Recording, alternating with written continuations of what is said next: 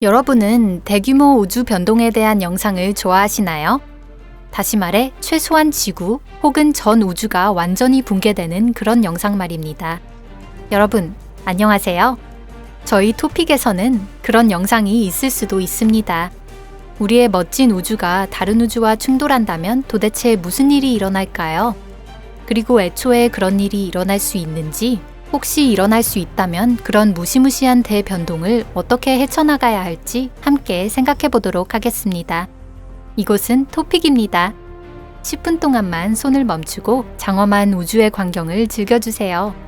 그럼 바로 시작해 보겠습니다.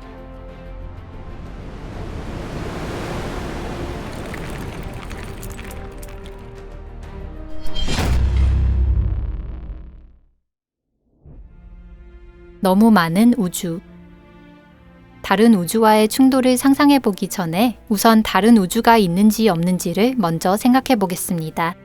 존재하지 않는 것과 충돌하는 것은 불가능하니까요.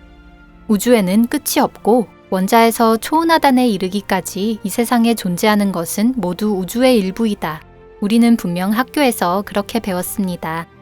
그러한 의미에서 본다면 다른 대륙이나 행성처럼 다른 우주가 존재한다는 것은 있을 수 없는 일입니다. 있는 건 오직 하나, 우리 우주뿐입니다. 하지만 실제로는 그렇지 않습니다. 혹시 다원 우주론에 대해 들어보신 적이 있으신가요? 어쩌면 저희 채널을 통해서 알게 되신 분들도 계실 것 같습니다.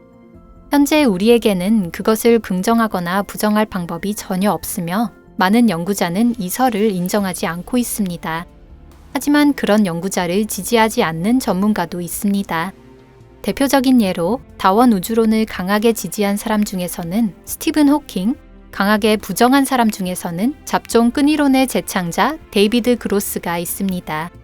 그리고 이번 영상에서는 예외적으로 호킹의 입장을 지지해 다른 우주가 함께 존재한다고 간주해 보겠습니다.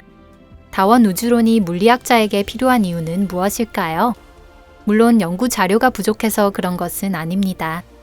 물리학자는 이 설을 이용하여 우주의 미세 조정 문제 등 일련의 현상을 해명하고자 노력하고 있습니다. 미세 조정 문제는 물리학에서는 이미 너무나 유명한 문제입니다. 우리 우주에는 대량의 정수가 존재하고 있고 그것이 아주 조금만 변화해도 생명에 적합하지 않은 환경이 됩니다. 예를 들어 물리학에서 말하는 강한 상호작용이 아주 조금 강해진 것만으로도 수소는 형성되지 않으며 따라서 별도 형성되지 않습니다. 반대로 강한 상호작용이 조금이라도 약해지면 수소보다 무거운 원소가 태어나는 일은 없었을 것입니다. 이 또한 절대 좋은 일이라고 할 수 없습니다. 많은 정수 중 단 한 가지만 검토해도 이렇게 되어버립니다. 하지만 다원 우주론이라면 이 문제를 확실하게 해결해 줄 수 있습니다. 단순하게 아주 다양한 파라미터를 가진 우주가 대량으로 존재하고 있다고 가정해 보겠습니다. 그리고 생명이 탄생하고 지적 생명체로까지 진화하기 위한 최적의 파라미터를 갖춘 곳이 바로 우리의 우주인 것입니다. 이를 약한 인류 원리라고 부릅니다. 어떤 식으로 우주를 충돌시킬까? 사실 이 다원 우주론 안에서도 복수의 생각이 존재합니다. 이번 영상에서 사용할 것은 방금 소개한 것과 같은 다양한 물리 정수를 가지는 각각 독립한 우주가 다수 존재하고 있다는 가설입니다. 수영장에 떠있는 대량의 공을 이미지화하면 알기 쉽습니다. 우리 우주가 과거에 이미 다른 우주와 충돌한 적이 있다고 가정하는 설도 여러 개 있습니다. 이는 에리다누스 자리 초공동의 해석 중 하나로 이용되고 있습니다. 에리다누스 자리 초공동이라는 것은 2004년에 발견된 큰 이변으로 그 폭이 무려 20억 광년에 달하는 공동을 말합니다. 하지만 이게 무슨 상관이 있는 걸까요? 그러한 공동의 존재는 천문학자들 사이에서는 보이드라는 명칭으로 불리고 있습니다. 다만 에리다누스 자리 초공동은 거기에 더해 매우 저온이라서 평균보다 훨씬 온도가 낮습니다. 표준 우주론에서는 이 현상을 설명하지 못합니다. 그래서 연구자들은 다원 우주론에 주목해 과거 우리 우주가 이웃 우주와 충돌했다고 생각했습니다.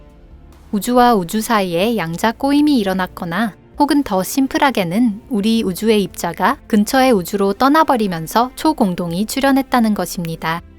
또한 우리 우주가 가속하면서 팽창하고 있는 현상, 즉, 암흑에너지 또한 다른 우주의 중력이 가져온 영향이라는 설이 있습니다. 물론 이론상의 이야기지만 이 또한 충분히 가능성이 있는 이야기입니다. 현대의 사고방식으로는 우주가 충돌할 확률은 매우 낮다고 할 수 있지만 그래도 완전히 제로는 아닙니다. 다원 우주의 옆 동네에서 새로운 우주의 시작이 되는 빅뱅이 일어났고 그렇게 해서 태어난 새로운 우주가 옆의 우주를 밀쳐내면서 팽창하는 것입니다. 우리의 우주도 그중 하나입니다. 우주와 우주가 충돌할 때 만일 암흑 에너지가 다른 우주의 중력이라는 가설이 맞다고 해보겠습니다. 만약 그렇다면 우리의 우주가 다른 우주와 충돌하는 최초의 징조가 되는 것은 바로 우주의 급격한 팽창일 것입니다. 우선 먼 곳의 은하부터 그 다음으로는 가까운 항성이 원래 있던 곳에서 점점 멀어져 가는 것처럼 보일 것입니다. 그리고 수십만 년 혹은 수백만 년이라는 긴 시간이 흐르면 별자리의 모양은 원형을 찾을 수 없을 정도로 변해버립니다.